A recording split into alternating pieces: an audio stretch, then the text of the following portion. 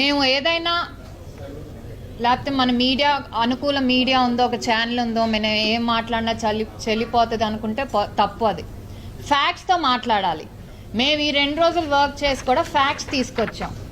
ఏదైతే 150 ఇన్స్టిట్యూట్స్ ఉన్నాయి అన్నాడు గుంటూరులో, registered working with female sex workers అని అన్నాడో అది చాలా తప్పు. ఇది ఏపీ సాక్స్ అంటే Andhra Pradesh state AIDS control society ఇచ్చిన డేటా అండి.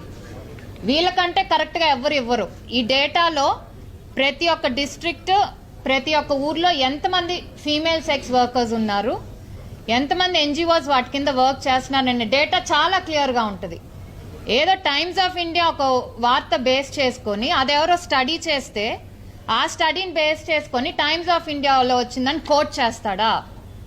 ఎక్కడా కూడా టైమ్స్ ఆఫ్ ఇండియాలో కూడా ప్రాంతం మెన్షన్ చేయలేదు, ఓవరాల్గా స్టేట్ మెన్షన్ చేశారు.